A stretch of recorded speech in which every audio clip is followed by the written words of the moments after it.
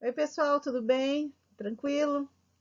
Durante essa semana estaremos terminando o capítulo 4. Estaremos finalizando o capítulo 4 da apostila 8. E com esse conteúdo estaremos finalizando também o nosso estudo mais específico da botânica, das plantas. Então, nós vamos começar agora na apostila, página 85. Então, abra sua apostila, página 85, movimentos vegetais. Movimentos vegetais. Os movimentos das plantas, eles são muito sutis quando comparados aos dos animais. São respostas que as plantas dão aos estímulos externos. Quais são esses estímulos? A gravidade terrestre, a luz, a variação de temperatura, e estímulos mecânicos, o toque numa planta. Também ela vai reagir. Em geral, os movimentos vegetais, eles estão associados à reprodução e ao seu crescimento. Classificam-se em três categorias, em três tipos. Quais são eles? Com deslocamento, são os chamados tactismos. Sem deslocamento e irreversíveis, são os tropismos. E sem deslocamento irreversíveis, que são os nastismos. Na natureza, existe um fenômeno chamado de ritmo circadiano, que todos os seres vivos têm. Tanto animais como plantas possuem mecanismos reguladores internos, que permitem a repetição cíclica de certos comportamentos. Então, esse conjunto, de comportamentos que sempre estão se repetindo na vida de um ser vivo, ele possui um ritmo, possui uma rotina, e esse ritmo é chamado de ritmo circadiano. E esse ritmo circadiano é que vai interferir no tipo de movimento que aquela planta estará desenvolvendo, estará realizando de acordo com o estímulo que ela está recebendo. Vamos agora estudar cada tipo de movimento vegetal. Primeiramente, vamos conversar sobre os tactismos. Tactismos são movimentos de deslocamento exibidos por células, organoides celulares, que são estruturas que fazem parte do citoplasma e do núcleo de uma célula, moléculas e micro-organismos, como algas, protozoários e bactérias, causados e orientados por estímulos externos, tais como a luz e substâncias químicas. O deslocamento dos cloroplastos das células das folhas de certas plantas em direção à face mais iluminada determina um tipo especial de tactismo, que é o fototactismo positivo. Positivo porque ele está indo em direção à luz, ok? Ao estímulo. Na imagem que vocês estão observando aqui no slide, nós temos células vegetais, E dentro das células vegetais, essas bolinhas verdes que vocês estão observando são os cloroplastos, ok? E eles se deslocam dentro da célula em direção à fonte de luz, para que ele possa ocorrer com maior eficiência a fotossíntese. O movimento das moléculas de auxinas A e A, lembra? Um hormônio vegetal que nós vimos na semana passada, no interior da planta, em direção à face menos iluminada do caule, vai gerar um tipo especial, um outro tipo de tactismo, que é o fototactismo negativo, ok? Essa substância, ela está numa posição contra a fonte de luz, ok? O deslocamento dos anterozoides, que são os gametas masculinos, num vegetal, em meio líquido, aproximando-se da oosfera, que é o gameta feminino, que libera substâncias químicas atrativas. É o chamado quimiotactismo. Como que o anterozoide sabe para onde ele deve seguir para encontrar a oosfera? Através de substâncias químicas liberadas pela oosfera para atrair o anterozoide. Vamos agora estudar um outro tipo de movimento vegetal, que é o tropismo. Tá? O crescimento da planta em resposta ao estímulo externo chama-se tropismo. Nós temos o tropismo positivo, quando o crescimento ocorre em direção à fonte de estímulo, e o tropismo negativo, quando o crescimento ocorre em direção oposta à fonte de estímulo. Um tipo de tropismo é o conhecido fototropismo. Fototropismo, como o exemplo está mostrando, né, ocorre quando, como por exemplo, os brotos dessa planta, desse vegetal, germinam inclinados em direção à janela, pela qual são iluminados pela luz solar. Então, foto de luz tropismo, um movimento que ocorre desses brotos em direção à fonte de luz. A curvatura do caule rumo a uma fonte de luz que o atinge unilateralmente, assim como o afastamento da raiz do mesmo estímulo, é também um exemplo do fototropismo. O crescimento da raiz, no sentido de se aproximar do solo, bem como o crescimento do caule, tendendo a se afastar dele, é o chamado geotropismo. Temos um outro tipo especial de tropismo, que é o tigmotropismo, um enrolamento de gavinhas de chuchu, videiras e maracujá em torno de suportes de madeira. Gavinhas, só para relembrar que nós já conversamos sobre esse assunto, são estruturas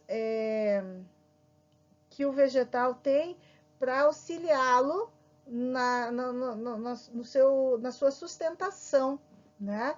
Na sua estrutura. Então, são como se fossem pequenas espirais, umas molinhas, né, da planta, e ela utiliza essas gavinhas para se prender em suportes, né, em que ela possa manter a sua estrutura corporal definida. Crescimento do tubo polínico. Lembra tubo polínico? Nós conversamos sobre isso no processo de reprodução das gimnospermas e das angiospermas. Então, o crescimento desse tubo polínico rumo ao saco embrionário, para que haja fecundação.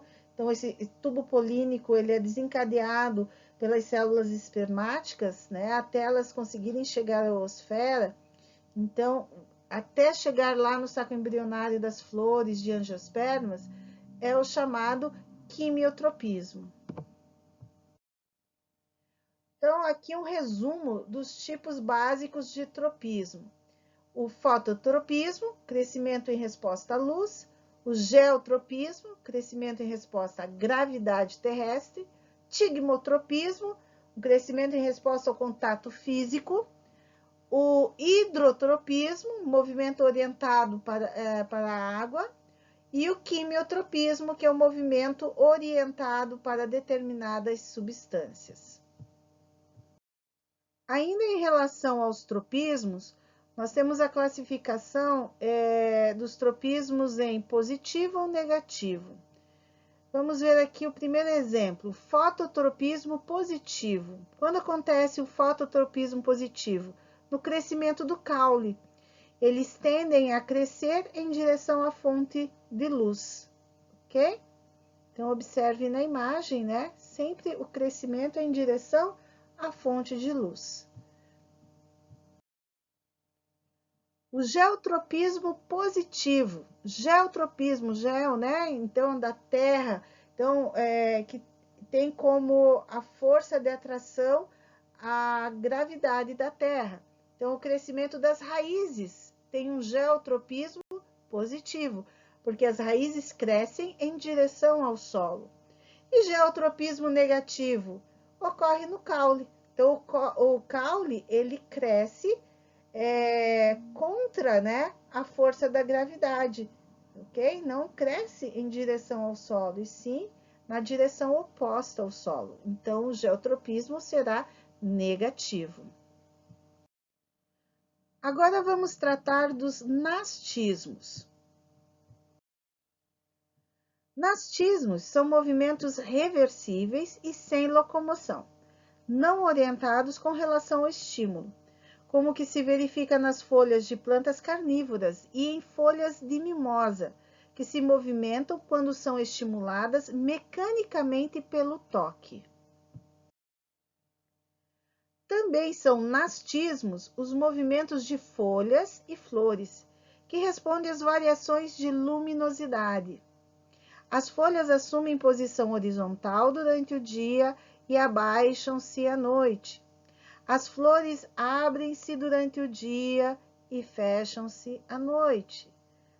Existem plantas que têm esse tipo de orientação. Durante o dia, elas se abrem e à noite elas se fecham. Esses movimentos que essas plantas realizam são chamados de nastismos.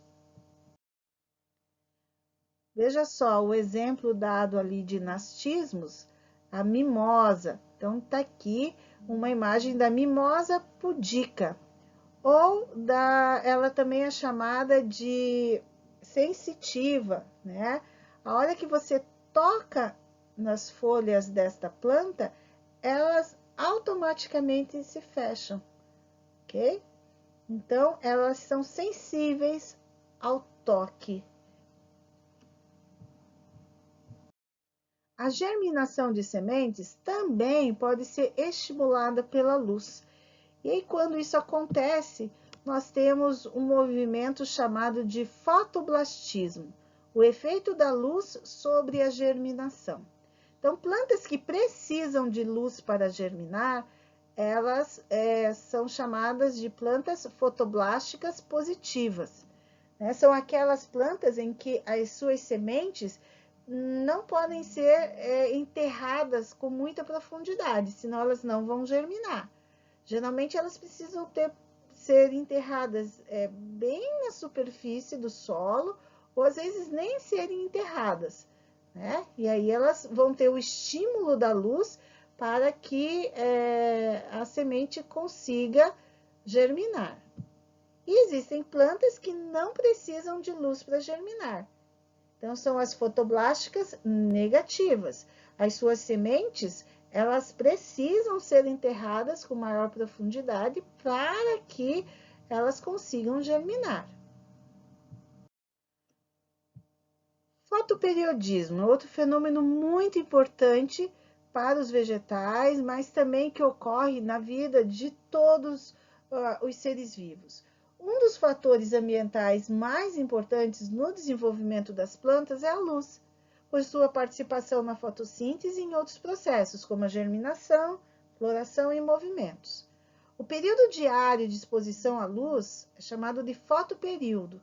Determina algumas das principais atividades dos seres vivos, como migrações, ciclos de fertilidade, de acasalamento, quedas de folhas e floração. As respostas de um organismo às durações relativas do dia e da noite são conhecidas por fotoperiodismo.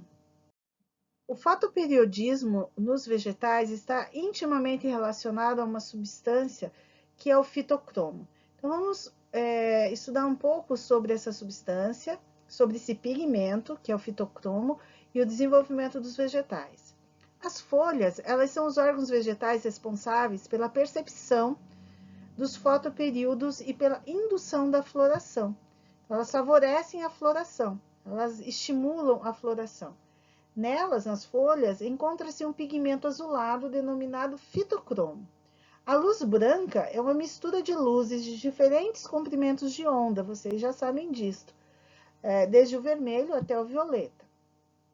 A faixa do espectro da luz solar corresponde ao vermelho, divide-se em vermelho curto, que é o comprimento de onda de 680 nanômetros, e o vermelho longo, que é o comprimento de onda de 730 nanômetros. As respostas fisiológicas que são desencadeadas pelo fitocromo, né, como a germinação de sementes e a floração, dependem do tipo de luz vermelha que é absorvida. Se é a vermelho curto, comprimento de onda vermelho curto, ou se é o comprimento de onda vermelho longo. O vermelho curto, ele ativa o fitocromo. O vermelho longo, ele causa a sua inativação. Efeito também conseguido quando a planta fica exposta à escuridão. A exposição excessiva ao vermelho curto pode destruir esse pigmento, o fitocromo. Isso explica a necessidade de a planta ficar submetida a períodos adequados de luz e obscuridade, para que certas respostas fisiológicas, né, do seu desenvolvimento aconteçam. Luz e estiolamento. O que é estiolamento? Estiolamento é quando o crescimento da planta jovem se dá sob o solo, ou seja, sem a presença da luz. Chamamos esse fenômeno de estiolamento, ok?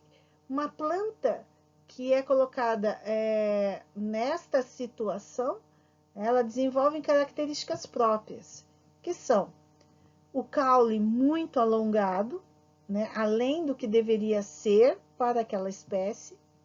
As folhas são bem pequenas. A persistência do gancho de germinação no vegetal adulto. E a cor se torna amarelada. Tá? Então, a clorofila não é estimulada aqui, então o vegetal não fica na cor verde, né? Nas estruturas que deveriam ficar de cor verde, não acontece. Ele vai ficar amarelado, né? Esbranquiçado, uma cor bem diferente daquela em que ele deveria ter em presença da luz. A floração vegetal, numa angiosperma monocotiledônea ou dicotiledônea, está intimamente ligada à luz, ok? E a esse fenômeno nós chamamos de fotoperiodismo. No fotoperiodismo, as plantas, elas têm uma classificação.